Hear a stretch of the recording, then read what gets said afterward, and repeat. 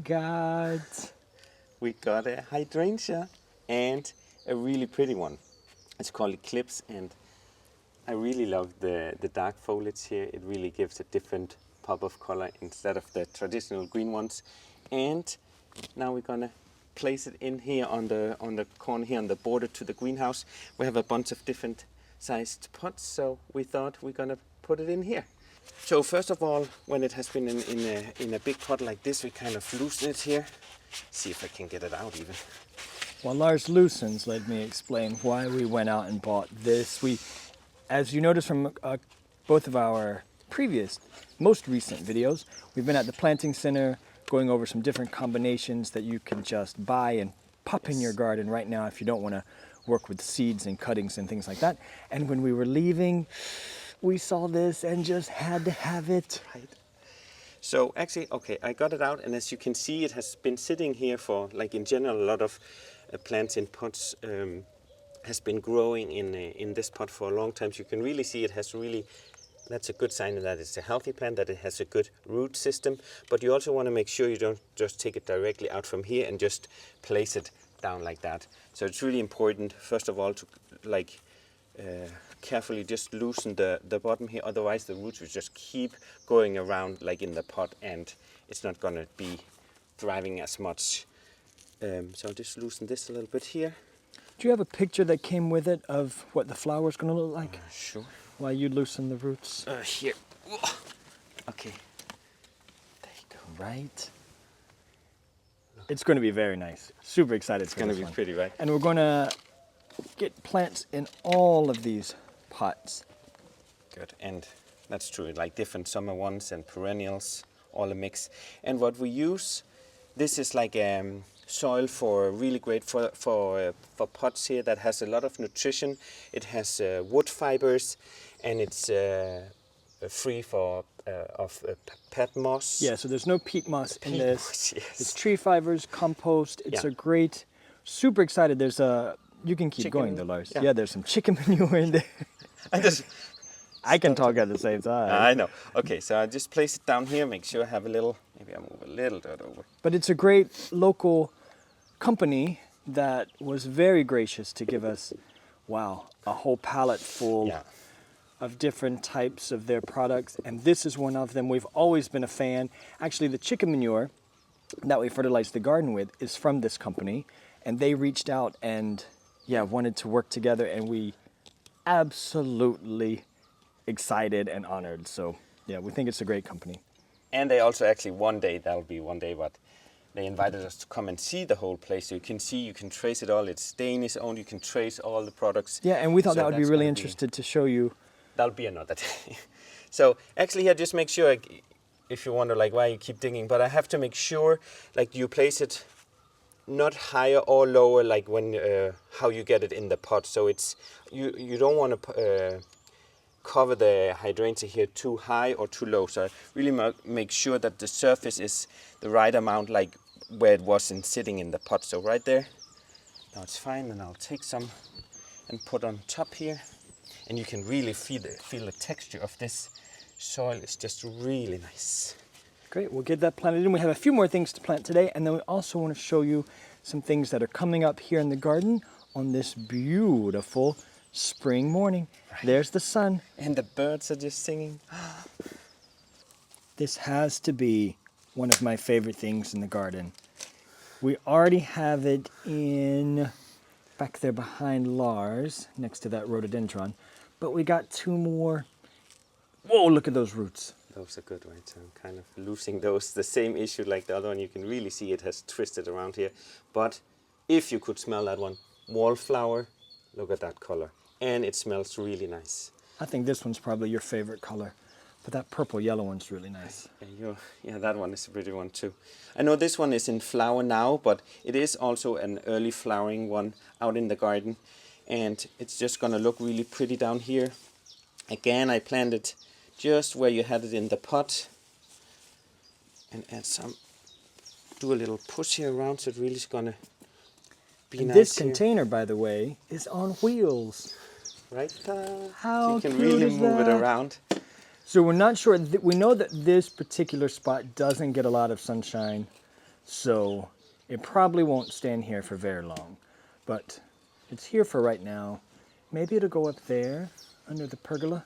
That's where the afternoon sun is headed. Or maybe even on the terrace. That's where we'd like it, but we'll have to see once we bring out the garden furniture, which next week, no, this weekend. This weekend. Tomorrow. Tonight. Yeah. Or, midnight. Yeah. We set the clocks back. So here in Denmark, when you set the clocks forward, you bring out the garden furniture. And then in the autumn or late summer, when you set the clocks back, you put away the garden furniture. Isn't that clever? So that's happening tonight. Oh, good thing. I guess you knew, Lars, and I guess my iPhone knew, so that's good. Right. Look at that color. And then we can add a bit more during the summer. You can add some more things. And then we can really, the great thing about that, it's on wheels. You can just move it anywhere. And then we can take cuttings of them. Yes, actually. Get more of our own. Maybe I should just take one and show here while I'm at it, because now it's in flower. But then if you come closer, here there's one that's not in flower yet. Give me a second. Like this one here. So that one I was just either with a scissor and then just pinch it off.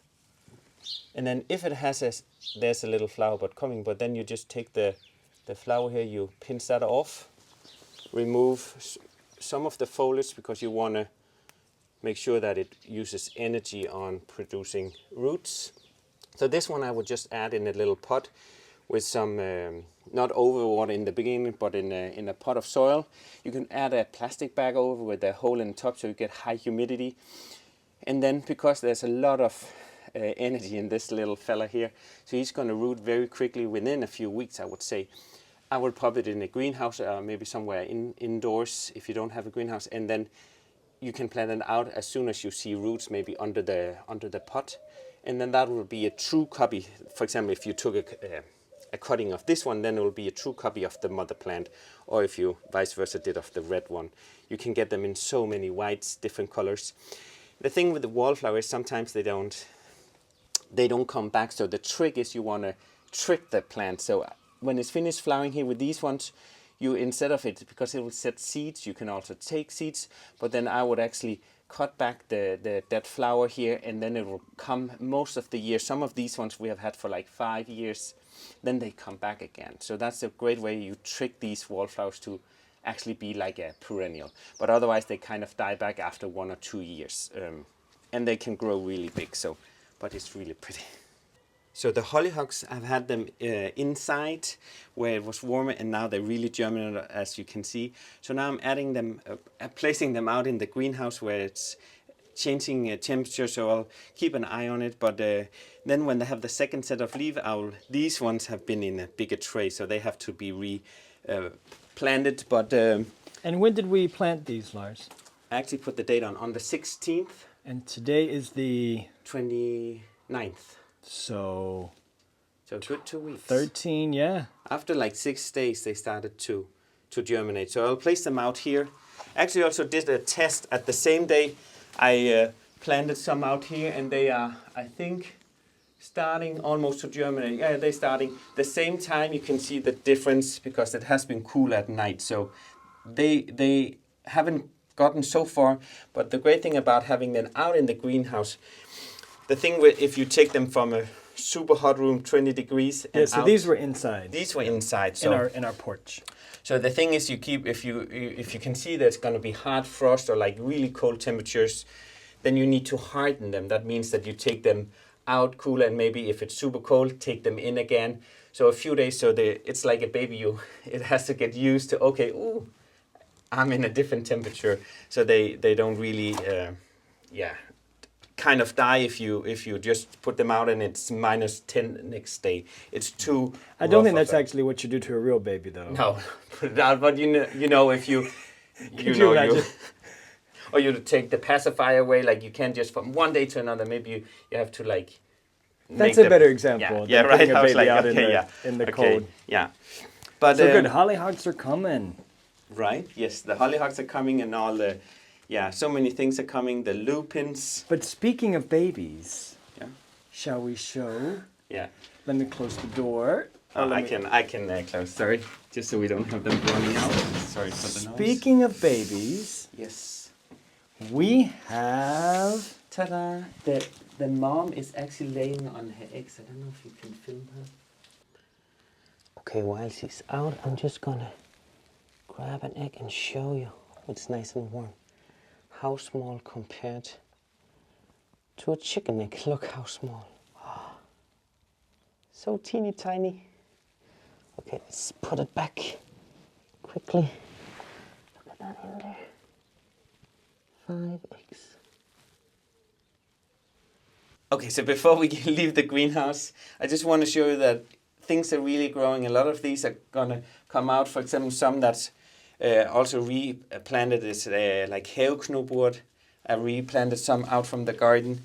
I have Indiana Munde here, Agastache, that's coming, a really pretty white one. A lot of things now are coming, and Liatris here that are coming, that has been sitting in the pots over winter, and they are really germinating. A few spring flowers also have Irlandsklokke here.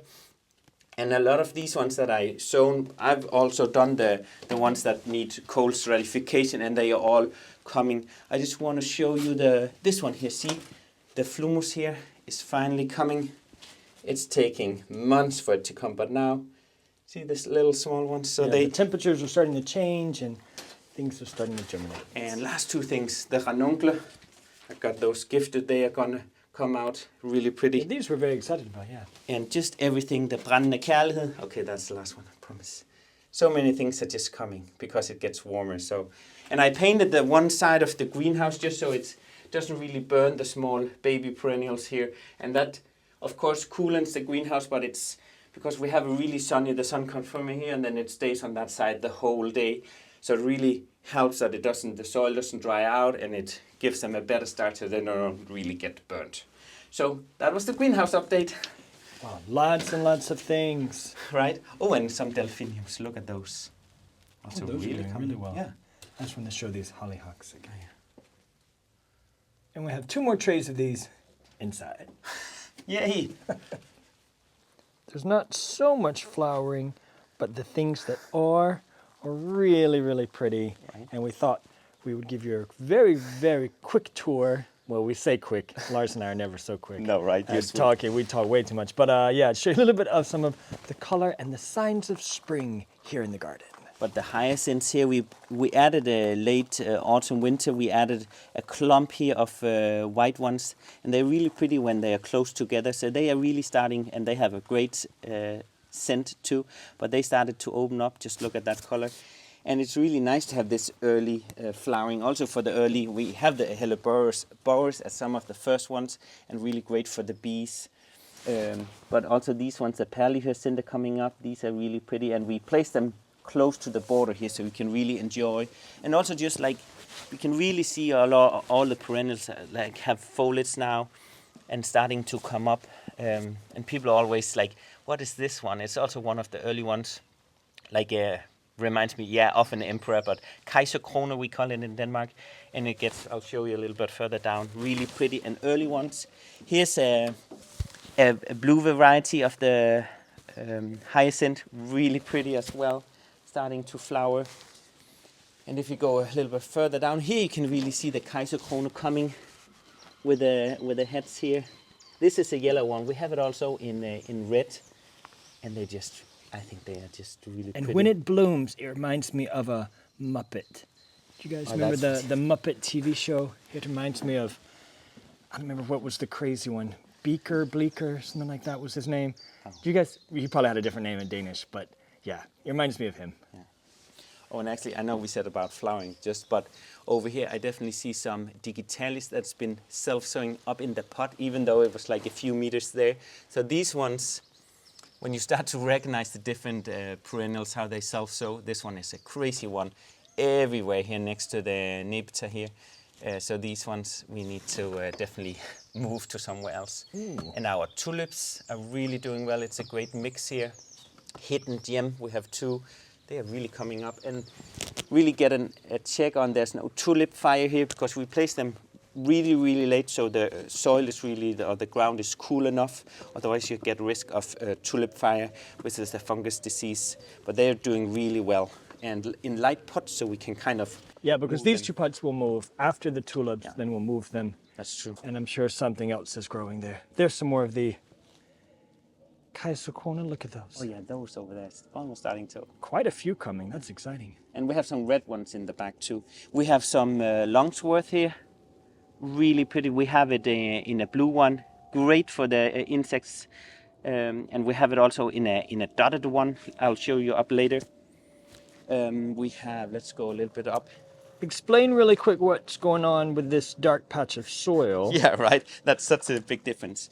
So actually we got a phone call. Somebody wanted to ask if they could show us some different soil. A Danish company here.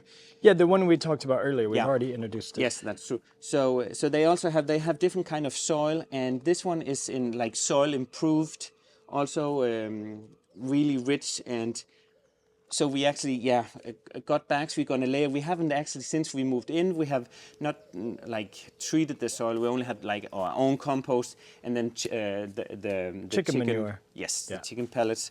But we really like that to give it here in spring, like some soil, so it can really grow and do a bit better. And it will also keep moisture and also keep the weeds down. So this year we'll try and put a little bit around before it gets, all the perennials go up too high. Yeah, so we felt like after 6 years we owed the garden a nice layer. Right?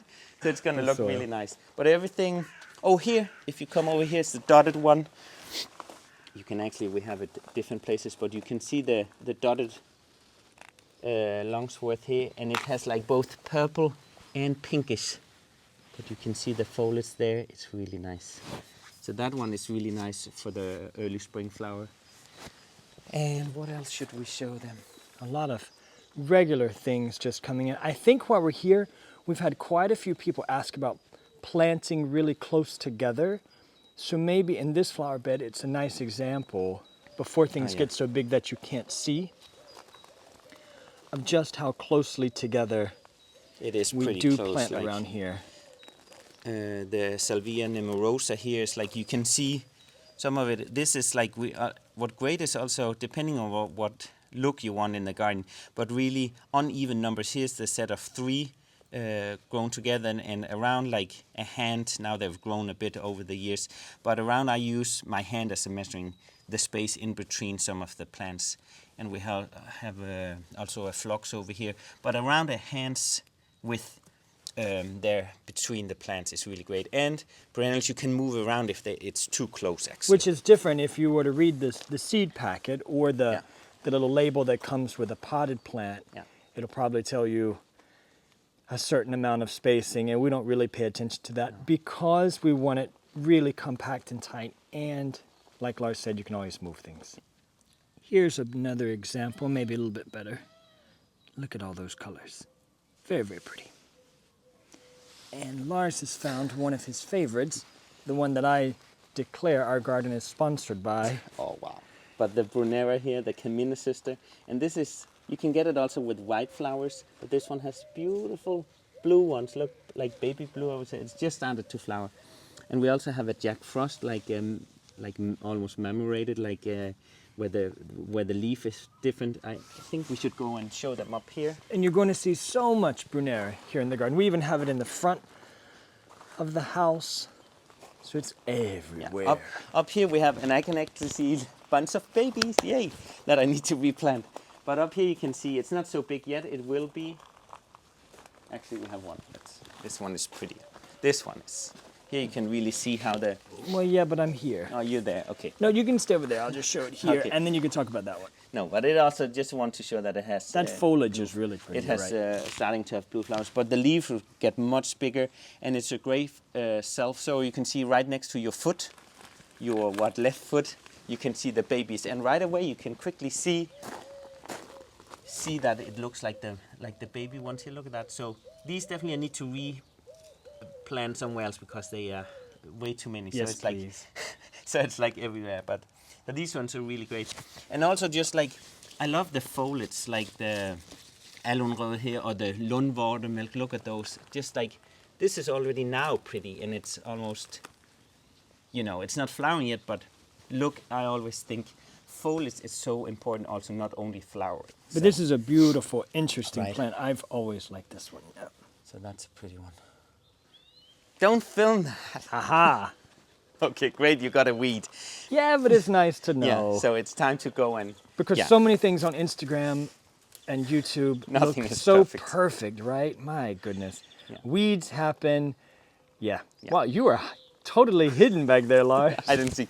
No, I just wanted to show that now it's a clear sign that, you know, that the heads here of the hydrangeas were really pretty, but now they start to really just fall apart. And that's a sign for me that I can go ahead here and now, on Monday it's basically April, right? April, yeah. Yeah. So what I do, I can start just taking these Hydrangea Macrophylla, I'll just take just because the new buds are coming, I won't touch any of those because those are the ones that will have the flower this year, because it's the buds from last year, they flower on the Macrophylla. So I'll just cut right here, and all this one will start to grow, because now it's not any more hard frost here. So for me, that's a sign I can go ahead and cut all the way down just to the first spot there. So all these will be next week's And we can work. also, here in the next couple of weeks, start taking this Butterfly bush. Yeah, this butterfly, this dwarf variety down again. Yeah. Because he's a So little butterfly candy here is really pretty, and we also have it up there. But that I'll prune really hard, and all these ones you can make cuttings of, and then they'll start to grow roots, and great way to get new ones. But it can really have a hard prune, just like lavender, prune really nicely, so it has a nice and get more compact as well. Exactly. So lots to do, but thank you so much for hanging out with us today on this glorious spring morning. I hope you guys have been able to hear the birds because they are going crazy. The sun is out. It's going to be a beautiful day. Yeah. So thank you guys so much for watching. Let us know in the comments how your garden's doing, any questions you have. We really do enjoy hearing all about where you are. I can't tell you how much we enjoy it. So thank you guys so much. Thank you. Moin.